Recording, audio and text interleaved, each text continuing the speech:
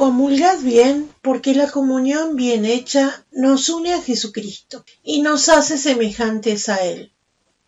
Maestro, la Sagrada Comunión nos une a Jesucristo, no solamente como acercamiento y en forma de abrazo, sino transformándonos, pues según Santo Tomás, en este sacramento se efectúan dos transformaciones, la del pan en cuerpo de Jesucristo y la de nosotros en Jesucristo. Por tanto, con la comunión frecuente y bien hecha, nosotros nos transformamos poco a poco en Jesucristo, esto es, nos hacemos semejantes a Él. En efecto, Dios nos creó a su imagen y semejanza para que le amáramos con más facilidad, desde la semejanza engendra el amor. Perdida esta semejanza por el pecado, quiso Jesucristo darnos el remedio con el sacramento de la Eucaristía. Las personas pueden asemejarse de tres maneras, por fisonomía, por carácter y por las acciones. La comunión nos une a Jesucristo y nos asemeja a Él precisamente en estas tres maneras. En cuanto a la fisonomía, hace nuestra alma hermosa y resplandeciente, así como al meter un objeto en el oro líquido, queda aquel dorado. De la misma manera el alma, sumergida en la sangre de Jesucristo, queda toda limpia con el brillo de Dios y resplandeciente con la belleza de que están adornados los santos en la gloria. Discípulo, ¿es solamente interna esta semejanza, Padre? Esta hermosura, que debería ser solamente interna, la vemos muchas veces aparecer también en el exterior, donde recibían aquel aspecto casi celestial los santos como San Francisco de Asís, San Camilo de Lelis, San Vicente de Paul, San Francisco de Sales, el santo cura de Ars y muchos otros. Afirman los que vivían en su tiempo que sus semblantes imponían respeto e inspiraban confianza y veneración como si fueran bienaventurados. ¿De dónde sacan aquella afabilidad, aquel amor, aquella serenidad atrayente que distingue a tantas hijas de la caridad, a tantos religiosos y misioneros, sino en la comunión que reciben todos los días? La comunión nos hace semejantes a Jesucristo por carácter. ¿Cuál era el carácter de Jesús? Todo dulce, humilde, misericordioso, como Él mismo lo dice en el Santo Evangelio. Aprended de mí, que soy manso y humilde de corazón. En general, el carácter de las personas con quienes se vive y con quienes se tiene más relación se hereda y hasta se copia. ¿Y qué mayor relación puede haber entre Jesucristo con nosotros en la Sagrada Comunión? A manera, dice Santo Tomás, que una gota de agua echada en un vaso de vino o de cualquier otro licor se confunde, se identifica con el vino o con dicho licor y recibe su color y su sabor, así el alma unida a Jesucristo en la Sagrada Comunión recibe sus inclinaciones, tendencias, su virtud en forma tan perfecta que parece se mude totalmente en Él mismo. Tercero, la Sagrada Comunión nos hace semejantes a Jesucristo hasta en las acciones. ¿Qué quiso Jesucristo en la tierra? Continuas obras de misericordia, de celo, de mortificación y de sacrificio. ¿Qué hacen las almas que frecuentan la Sagrada Comunión? Recorramos los asilos, los hospitales, las misiones, fijémonos en nuestra misma casa y familia. ¿Qué sumisión observan las esposas cristianas? ¡Qué paciencia las madres de familia! ¡Qué obediencia, qué humildad, qué espíritu de sacrificio de tantas hijas! El mundo materialista y grosero no es capaz de comprenderlas. Abate y pisotea estas violetas ocultas y encima se ríe, pero Jesucristo, indulgente, reserva para ellas toda la dulzura de la recompensa. Padre, he oído a los predicadores que Jesucristo, en la comunión, obra Él mismo, sirviéndose de nosotros. ¿Qué quiere decir esto? Quiere decir que Jesucristo, en la Sagrada Comunión, quiere servirse de nosotros para sus obras. ¿No dijo que Él es la vid y nosotros los sarmientos? ¿Que Él es la cabeza y nosotros los miembros? La vid no produce uva sino por medio de sus sarmientos. La cabeza, para obrar, se sirve de los miembros, pues Jesucristo quiere servirse de nosotros para llevar a cabo tantas obras de su divino apostolado, y lo hace precisamente por medio de tantos sacerdotes, misioneros, religiosos, después de largos años de vida eucarística en el seminario, en el noviciado y en los institutos. Se sirve de celosísimos miembros de la Acción Católica, de la multitud de santas madres y esposas, de las muchas jóvenes catequistas y celadoras que constantemente practican la comunión frecuente. Fíjate, pues, si es verdad que la comunión frecuente y bien hecha nos une con Jesucristo y nos hace semejantes a Él. Muchas gracias, Padre, lo he comprendido perfectamente y creo también que por esto quiso Jesucristo deshacer de esta manera el engaño del demonio. ¿Qué quieres decir con esto? Quiero decir que así como el demonio en el paraíso terrenal, para engañar a nuestros primeros padres, les dijo: tomad y comed y llegaréis a ser dioses, de la misma manera Jesucristo, para rehacer la vida humana y salvarla, dice a todos nosotros respecto de la Eucaristía: tomad y comed y seréis semejantes a mí. Admirable, muy bien, bien se nota que eres inteligente, así me gusta. Veamos ahora algo más, hermoso y bello también, o sea, la relación íntima que existe entre la Sagrada Comunión y la Santísima Virgen María.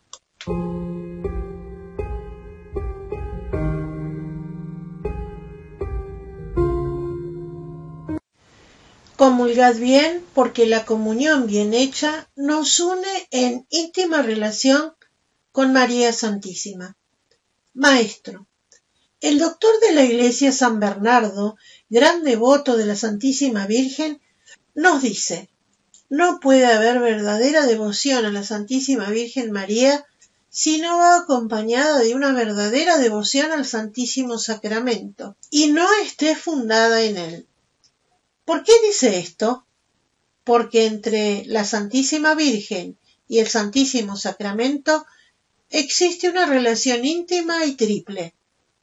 Discípulo: explíqueme, Padre, por favor, cada una de estas tres íntimas relaciones. Con mucho gusto te lo explico. Escucha. Primeramente, porque en la Eucaristía existe una relación entre la carne de María y la de Jesucristo.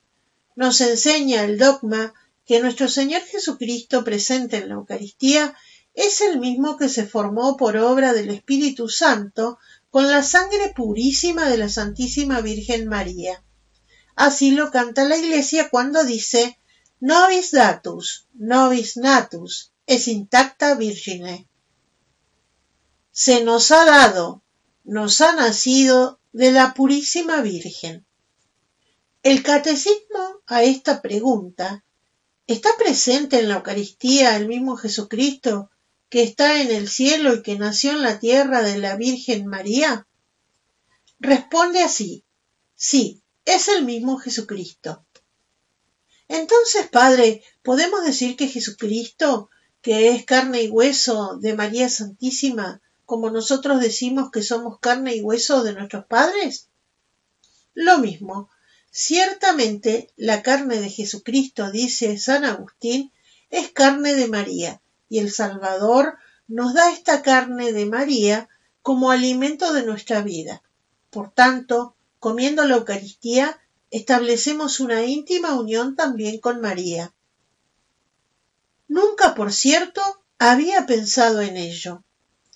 Pues de ahora en adelante, piénsalo cada vez que te acerques a recibir la Sagrada Comunión. En segundo lugar, existe una íntima relación de María con Jesucristo por la vida eucarística misma, o sea, por el deseo y el hambre que siente de Jesús. Consta, por los más acreditados escritores que la Madre de Dios vivió todavía algunos años en la tierra después de la ascensión de Jesucristo, su Hijo, a los cielos. ¿Y cuál crees que era su ocupación favorita? Es imposible equivocarse, se adivina fácilmente. Enseñaba como maestra a los primeros cristianos. Cierto, así es. Y así como los primeros cristianos vivían esencialmente de la Eucaristía, vivían constantemente con la comunión y distribución del pan. Tanto más Eucaristía era la vida de la Santísima Virgen, pues ella, mejor que los primeros cristianos y que los apóstoles, penetraba en los íntimos y divinos tesoros de este augusto sacramento. ¿Será verdad, Padre, que la Santísima Virgen comulgaba todos los días, porque en la comunión recibía el mismo Jesús que había nacido en Belén y que ella crió en Nazaret y fue sacrificada en el Calvario? Así es, en verdad. Por esto puedes figurarte qué sed tan continua de Jesús sentiría la Santísima Virgen, la misma que deberían sentir todos los verdaderos cristianos devotos de María. En tercer lugar, María Santísima nos muestra su íntima unión con Jesús en la Eucaristía por la misión que ejerce de conducir las almas a Jesús sacramentado. La Madre de Dios es la que media entre Él y nosotros, y ningún medio más seguro que la Eucaristía para unirnos a Dios. Ella cumple con esta misión divina, llamando y llevando a sus devotos a Jesús por la Sagrada Comunión, excitando en todos el fervor y el anhelo vehemente de recibirle. En efecto, en los 19 siglos de vida de la Iglesia, ¿cuántas veces esta piadosísima Madre bajó a la tierra para cumplir en forma visible alguna misión de paz y de perdón? Siempre lo hizo expresando su voluntad de que le levantaran un nuevo templo, y ante este deseo se multiplicaron las iglesias y los santuarios, porque las iglesias deben tener altares, y los altares mesa y tabernáculo, esto es, la Eucaristía. Esto mismo es lo que sucedió en Lourdes, ¿no es cierto, Padre? Esto mismo y mucho más aún. Erigido el famoso santuario pedido expresamente por la Madre de Dios a Santa Bernardita, en alguna de las 18 apariciones se nota la forma milagrosa de una nueva y verdadera transformación. ¿Qué transformación? Quiso complacerse la Santísima Virgen en ocultarse para que brillara su divino Hijo en la Eucaristía. Este es el hecho. En agosto de 1888 se encontraba en Lourdes la peregrinación regional de la Alsacia y la Lorena.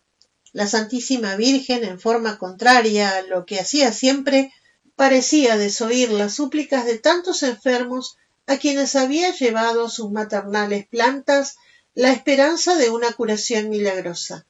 Ninguna gracia, ningún milagro se obraba en todos aquellos días.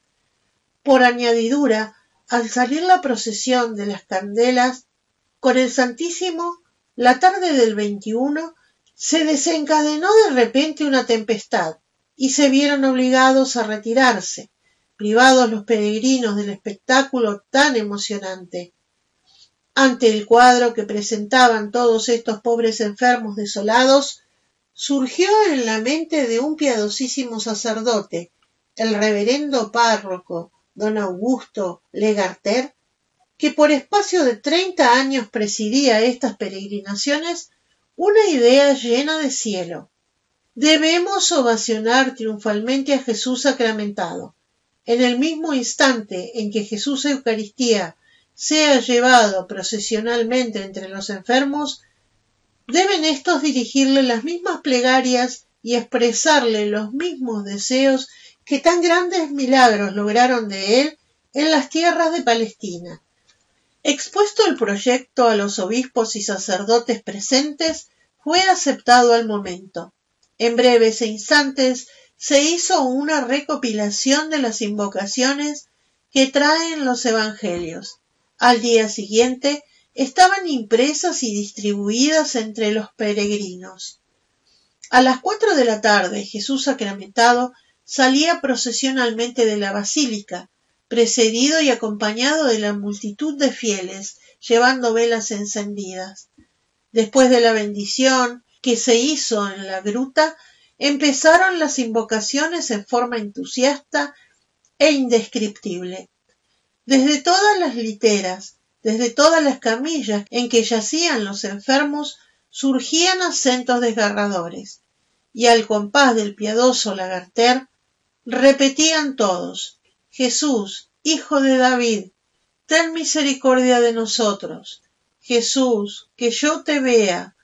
Jesús, que yo te oiga. Jesús, hacer que ande. Jesús, decid una sola palabra y sanaré. La multitud, al unísono, repetía estas invocaciones, cuando he aquí que repentinamente se levantan hasta 8 de aquellos enfermos, completamente curados. Se entonó el Magnificat triunfal y majestuoso entre sollozos y alegrías, y desde aquel año hasta hoy se repitieron y se repiten estas invocaciones en todas las peregrinaciones, renovándose a menudo estos sorprendentes prodigios. Padre, qué hermosura, de ahora en adelante comulgaré pensando que estoy unido a la Santísima Virgen. Muy bien, sé fiel a tus propósitos y seguidamente veamos la estrechísima relación que existe entre la Santísima Eucaristía y el Santísimo Rosario.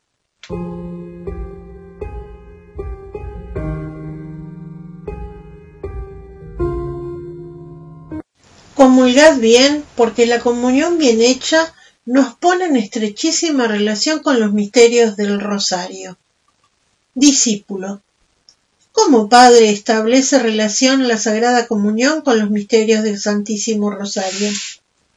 Maestro, veámoslo, misterio por misterio, y así sacaremos enseñanzas muy saludables que nos estimulen y consuelen. Contemplando la anunciación del Arcángel a María, Señora nuestra, en el primer misterio gozoso, nuestra mente se detiene a considerar esta magnífica salutación, la misión divina encomendada al Arcángel y comunica a María Santísima, y la profundísima humildad de ésta al llamarse esclava del Señor. Ningún misterio más apropiado para renovar nuestra fe en la presencia real de Jesucristo en la Eucaristía. Si Jesús se dignó y quiso bajar a morar en el seno purísimo de María, ¿por qué no se ha de dignar y no ha de querer bajar a nuestros altares y morar en el sagrario? El primer hecho fue anunciado y confirmado por un ángel, pero el segundo lo enseña y lo confirma la Iglesia, más digna de crédito al decir de San Pablo. Además, ningún misterio más apropiado para demostrarnos cómo nos ennoblece la Sagrada Comunión y cómo debe confundir nuestra indiferencia. Al recibir la Sagrada Comunión, cada vez recibimos al mismo Jesucristo, que entonces bajó al seno de María. Podemos, por tanto, considerarnos dichosos y afortunados entre todos los hombres de la tierra, pero al mismo tiempo estimarnos siervos del Señor, abatiendo en nosotros el amor propio que tanto perjudica a nuestra alma. En el segundo misterio, al contemplar la visita que María hizo a su prima Santa Isabel, pensamos al momento la solicitud con que María, dirigida por Jesús, a quien llevaba en su seno, va a casa de su prima, la caridad sublime con que desempeña por 3 meses el oficio de criada, y la ternura con que acarició al recién nacido Juan.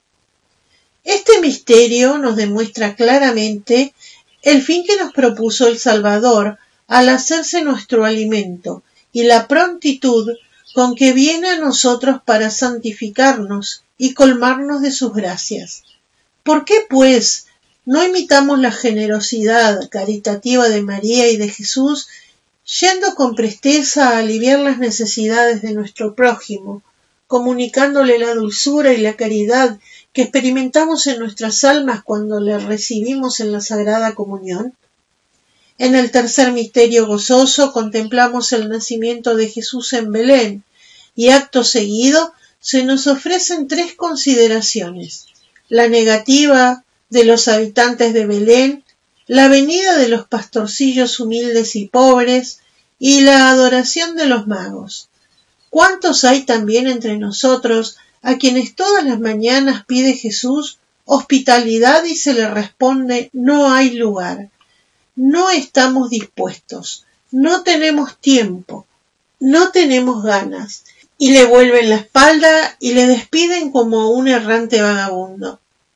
Por el contrario, los pobres y los humildes que vienen a él se le adueñan con arrojo y con amor. Y no solamente los pobres y los abandonados son los que vienen a él, sino también muchos de los nobles, de los magnates y de los ricos, a semejanza de los magos. Qué consuelo tan grande experimentamos al ver que si los pigmeos tienen vergüenza de postrarse ante Jesús sacramentado, si los nuevos Herodes y Pilatos temen, reniegan de él y lo persiguen, Jesús en la Eucaristía sigue triunfando y cada día se deja sentir y se manifiesta más y más en este santo amanecer de la comunión frecuente.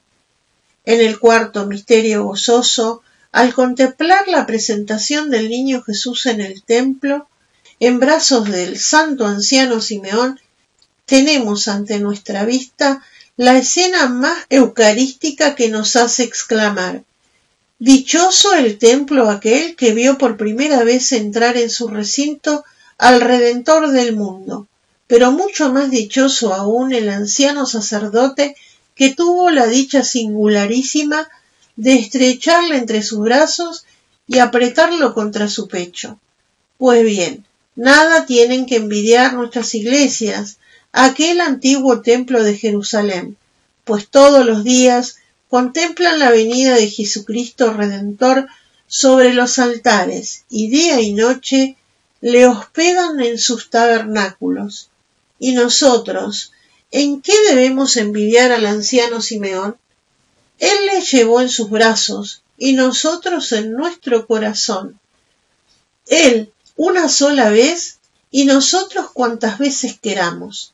Él tuvo que devolverlo a María, mientras que nosotros nos le quedamos. Pero, Padre, deberíamos tener la fe de aquel dichoso anciano. Si no tenemos la misma fe, ¿por qué no la pedimos al Señor durante nuestra vida y para la hora de nuestra muerte? ¿No podemos pensar en la dulzura y suavidad de la muerte cuando va precedida de la Sagrada Comunión por viático?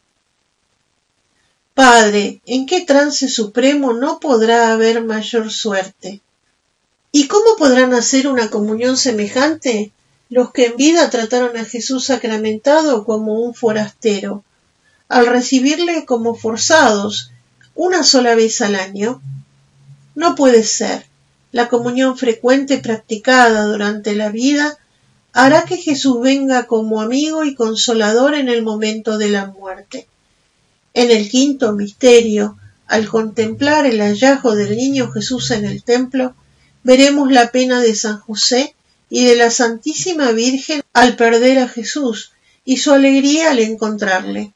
Pero, ¿dónde le encuentran? En el templo, hablando y discutiendo de las cosas de Dios. Y esto fue para enseñarnos a nosotros a recibirle allí donde se encuentra real y verdaderamente, en nuestras iglesias, en el altar a donde Él baja todos los días, obedeciendo a las palabras del sacerdote, ministro suyo. En el sagrario, donde Él mora continuamente dispuesto siempre a hacerse encontradizo, dándose a sus devotos, haciéndose llevar a los enfermos y a los moribundos. Este quinto misterio de gozo nos recuerda también la vuelta de Jesús a Nazaret y su sumisión a San José y a la Santísima Virgen. Sí, por cierto, esta sumisión es precisamente la que debemos admirar sobre todo en la Santísima Eucaristía, obediencia en manos de los sacerdotes, sumiso a todos sus devotos, que lo reciben y le hacen su alimento. Obediente hasta con sus enemigos, los sacrílegos, que le traicionan, y los ladrones que le profanan. También nosotros, en vez de imitar esta perfecta obediencia, desoímos su voz, sus quejas, sus deseos de la Iglesia, las enseñanzas de los pontífices, complaciéndonos en vivir meses y meses sin este alimento que nos robustece y sin este sol que vivifica. Padre, de ahora en adelante, por lo que a mí se refiere, no sucederá más esto. Siga, Padre, diciéndome la relación que existe entre los misterios dolorosos y la Santísima Eucaristía. Ahora mismo.